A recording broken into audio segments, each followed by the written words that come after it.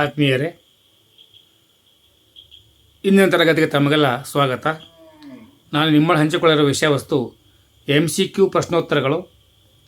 ಅದು 8 ಇರ್ಬೋದು, 9 ಇರ್ಬೋದು, 10 ಇರ್ಬೋದು, ಯಾವ ತರಗತಿ ಇರ್ಬೋದು. ಬರುವ ಸ್ಪರ್ಧಾತ್ಮಕ ಪರೀಕ್ಷೆಗಳಲ್ಲಿ ವಿಸ್ತೃತ ಉತ್ತರಗಳಿಲ್ಲದೆ ಒಂದೊಂದು ಪ್ರಶ್ನೋತ್ತರಗಳ ಕೇಳಲಾಗುತ್ತದೆ ಎಂಬ ಮಾಹಿತಿಯನ್ನು ಪತ್ರಿಕೆಗಳಲ್ಲಿ ನೋಡಿ ಅರಿತಿದ್ದೇನೆ. ನಿಮಗೂ ಸಹಾಯವಾಗಲಿ ಅಂತೇಳಿ ನನ್ನ ಒಂದಿಷ್ಟು ಪ್ರಯತ್ನ. ನೋಡುವ, ಭಾರತೀಯ ರಾಷ್ಟ್ರೀಯ ಕಾಂಗ್ರೆಸ್ನ ಸ್ಥಾಪಕರು ಯಾರು? ಎ.ಒ. ಹ್ಯೂಮ್. ಟರ್ಕಿಯ ಖಲೀಫನ ಅವಮಾನವನ್ನು ವಿರೋಧಿಸಲು ಖಿಲಾಫತ್ ಚಳುವಳಿಯನ್ನು ಪ್ರಾರಂಭಿಸಲಾಯಿತು. ಖಿಲಾಫತ್ ಚಳುವಳಿ ಯಾಕೆ ಆರಂಭ ಮಾಡಿದ್ರೆ ಅವನಿಗೆ ಅವಮಾನವನ್ನು ತಡೆಯಲಿಕ್ಕೆ ಅಂತ. 1916ರಲ್ಲಿ ಭಾರತೀಯ ರಾಷ್ಟ್ರೀಯ ಕಾಂಗ್ರೆಸ್ ಮತ್ತು ಮುಸ್ಲಿಂ ಲೀಗ್ ಒಪ್ಪಂದಕ್ಕೆ ಸಹಿ ಹಾಕಿದ ಸ್ಥಳ ಲಕ್ನೋ. ಲಾಲಾ ಲಜಪತ್ ರಾಯ್ ಯಾರ ವಿರುದ್ಧ ಪ್ರತಿಭಟಿಸಿದಾಗ ಪೊಲೀಸ್ ಕ್ರೌರ್ಯಕ್ಕೆ ಬಲಿಯಾದರು? ಸೈಮನ್ ಆಯೋಗ. ಪೂನಾ ಒಪ್ಪಂದಕ್ಕೆ ಸಹಿ ಹಾಕಿದವರು ಮಹಾತ್ಮ ಗಾಂಧಿ ಮತ್ತು doctor B.R. Ambedkar. Home rule league ಸ್ಥಾಪನೆಯ ಅವಧಿ ಪ್ರಥಮ ವಿಶ್ವ ಯುದ್ಧ. ಮುಸ್ಲಿಂ ಲೀಗ್ ಸ್ಥಾಪನೆಯ ವರ್ಷ 1906. ಸರ್ವೆಂಟ್ಸ್ ಆಫ್ ಇಂಡಿಯಾ ಸೊಸೈಟಿಯ ಸ್ಥಾಪಕರು ಯಾರು? ಗೋಪಾಲ ಕೃಷ್ಣ ಗೋಖಲೆ. ಕಲ್ಕತ್ತಾ, ಮದ್ರಾಸ್ ಮತ್ತು ಬಾಂಬೆ ಹೈಕೋರ್ಟ್ಗಳು ಯಾವ ವೈಸ್ರಾಯ್ನ ಅವಧಿಯಲ್ಲಿ ಅಸ್ತಿತ್ವಕ್ಕೆ ಬಂದವು? Lord canning. SSLCಯ ಸಮಾಜ ವಿಜ್ಞಾನದಿಂದ ಆಯ್ದ MCQಗಳಾಗಿವೆ. ಬಾಲಗಂಗಾಧರ ತಿಲಕರು ತಮ್ಮ ರಾಜಕೀಯ ಗುರು ಎಂದು ಯಾರನ್ನು ಕರೆದಿದ್ದಾರೆ? ಸ್ವಾಮಿ ವಿವೇಕಾನಂದರನ್ನು. ಗಾಂಧಿ ಇರಿನ್ ಒಪ್ಪಂದಕ್ಕೆ ಸಹಿ ಮಾಡಿದ ದಿನಾಂಕ 1931 ಮಾರ್ಚ್ 5. ಗಾಂಧೀಜಿಯವರು ಯಾರ ಬರಹಗಳಿಂದ ಪ್ರಭಾವಿತರಾಗಿದ್ದರು? ಲಿಯೋ ಟಾಲ್ಸ್ಟಾಯ್ರವರ ಬರಹಗಳಿಂದ ಪ್ರಭಾವಿತರಾಗಿದ್ದರು. ದಕ್ಷಿಣ ಆಫ್ರಿಕಾದಲ್ಲಿ ಗಾಂಧೀಜಿಯನ್ನು ಭೇಟಿ ಮಾಡಲು ಹೋದವರು ಯಾರು? ಗೋಪಾಲ ಕೃಷ್ಣ ಗೋಖಲೆ. ಗಾಂಧೀಜಿಯವರ ಅಧ್ಯಕ್ಷತೆಯಲ್ಲಿ ನಡೆದ ಏಕೈಕ ಅಧಿವೇಶನ ಯಾವುದು? ಬೆಳಗಾವಿ ಅಧಿವೇಶನ. 1939ರಲ್ಲಿ ಸುಭಾಷ್ ಚಂದ್ರ ಬೋಸ್ ಅವರು ಯಾರನ್ನು ಸೋಲಿಸಿ ಕಾಂಗ್ರೆಸ್ ಪಕ್ಷದ ಅಧ್ಯಕ್ಷರಾಗಿ ಆಯ್ಕೆಯಾದರು? ಪಟ್ಟಾಭಿ ಸೀತಾರಾಮಯ್ಯ. ಭಾರತ ಬಿಡೋ ಚಳವಳಿ, ಭಾರತ್ ಛೋಡೋ ಆಂದೋಲನ ಪ್ರಾರಂಭವಾಗಿದ್ದು ಯಾವಾಗ? 1942 ಆಗಸ್ಟ್. ಭಾರತ ಛೋಡೋ ಚಳವಳಿಯ ಸಂದರ್ಭದಲ್ಲಿ ಸಮಾನಾಂತರ ಸರ್ಕಾರ ಎಲ್ಲಿ ರಚಿಸಲಾಯಿತು? ಬಲಿಯಾ.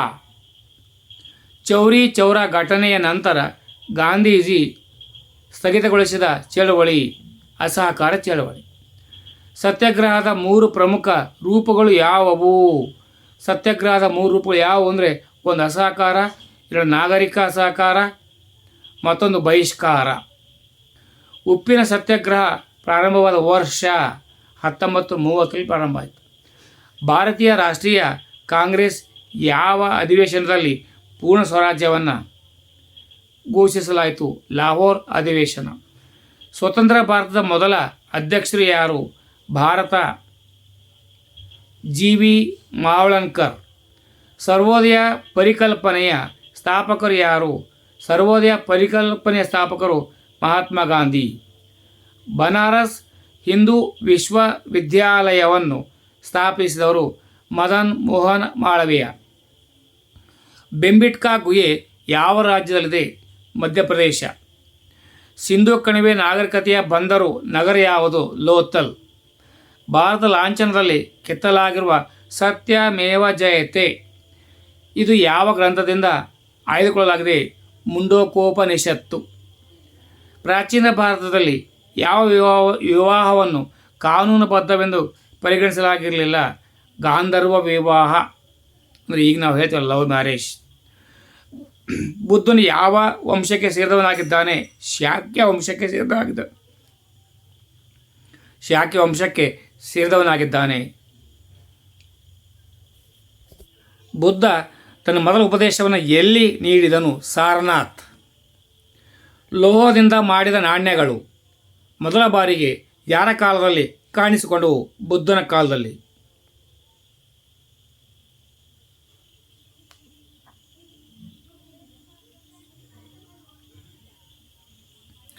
ಯುದ್ಧದಲ್ಲಿ ಮೊದಲ ಬಾರಿಗೆ ಆನೆಗಳನ್ನು ಬಳಸಿದ ರಾಜ್ಯದ ಹೆಸರು? ಮಗಧ. ಕಳಿಂಗ ಯುದ್ಧ ನಡೆದ ವರ್ಷ? ಕ್ರಿಸ್ತಪೂರ್ವ 261. ಮೌರ್ಯರ ಆಸ್ಥಾನದಲ್ಲಿದ್ದ ಗ್ರೀಕ್ ರಾಯಭಾರಿ ಮೇಗಸ್ತನಿಸ್. ಯಾವ ಬೌದ್ಧ ಭಿಕ್ಷುಕುವಿನ ಪ್ರಭಾವದಿಂದ ಅಶೋಕನು ಬೌದ್ಧ ಧರ್ಮವನ್ನು ಸ್ವೀಕರಿಸಿದನು? ಉಪಗುಪ್ತ. ಮೌರ್ಯರ ಕಾಲದಲ್ಲಿ ಅತ್ಯಂತ ಪ್ರಸಿದ್ಧ ಶಿಕ್ಷಣ ಕೇಂದ್ರ ಯಾವುದಪ್ಪ? ತಕ್ಷಶಿಲಾ. ಅರ್ಥಶಾಸ್ತ್ರವನ್ನು ಬರೆದವರು ಕೌಟಿಲ್ಯ. ಗ್ರೀಕ್ ಬೌದ್ಧ ಕಲೆ ಎಂದು ಕರೆಯಲ್ಪಡುವ ಕಲೆ ಗಾಂಧಾರ ಕಲೆ. ಪಾಣಿಪತ್ ಯುದ್ಧ ನಡೆದ ವರ್ಷ 1526.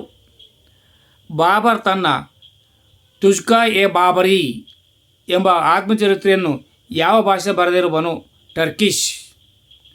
ಬಾಬರ್ನಿಂದ ಸೋಲಿಸಲ್ಪಟ್ಟ ರಜಪೂತ ರಾಜ ರಾಣಾ ಸಂಗ ಕಾನ್ವಾ ಯುದ್ಧ. ದೆಹಲಿಯ ಪುರಾಣ ಕಿಲ್ಲಾ ನಿರ್ಮಿಸಿದವರು ಶೇರ್ ಶಹಾ ಸೂರಿ. ಅಕ್ಬರ ಜೀವನ ಕಥೆಯನ್ನು ಬರೆದವರು ಅಬುಲ್ ಫಜಲ್. ಮನ್ಸಬ್ದಾರಿ ಪದ್ಧತಿಯನ್ನು ಪ್ರಾರಂಭಿಸಿದವರು ಯಾರು? ಅಕ್ಬರ್. ಫತೇಪುರ್ ಸಿಕ್ರಿಯನ್ನು ನಿರ್ಮಿಸಿದವರು ಅಕ್ಬರ್. ಅಕ್ಬರ್ ತನ್ನ ಧಾರ್ಮಿಕ ಚರ್ಚೆಗಳನ್ನು ಎಲ್ಲಿ ನಡೆಸುತ್ತಿದ್ದರು? ಇಬಾದತ್ ಖಾನ. ಜಜಿಯಾ ತೆರಿಗೆಯನ್ನು ರದ್ದುಗೊಳಿಸಿದ ಆಡಳಿತಗಾರ ಯಾರು? ಅಕ್ಬರ್.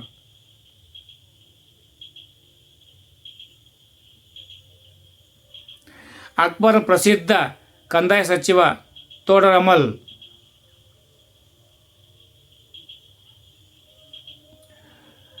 ತುಳಸಿದಾಸರು ರಾಮಚರಿತ ಮಾನಸ್ ಯಾವ ಆಳ್ವಿಕೆಯ ಕಾಲ ಬರೆದಿದ್ದಾರೆ? ಅಕ್ಬರ್. ಯಾವ ಆಳ್ವಿಕೆ ಕಾಲದಲ್ಲಿ ಚಿತ್ರಕಲೆ ಅತ್ಯುನ್ನತ ಮಟ್ಟವನ್ನು ತಲುಪಿತು? ಜಹಾಂಗೀರ್. ತಂಬಾಕಿನ ಬಳಕೆಯನ್ನು ನಿಷೇಧಿಸಿದ ಮೊಘಲ್ ಚಕ್ರವರ್ತಿ ಜಹಾಂಗೀರ್. ಮೊಘಲ್ ರಾಜಧಾನಿ ಆಗ್ರಾದಿಂದ ದೆಹಲಿಗೆ ಸ್ಥಳಾಂತರ ಚಕ್ರವರ್ತಿ ಶಹಾ ಜಹಾನ್.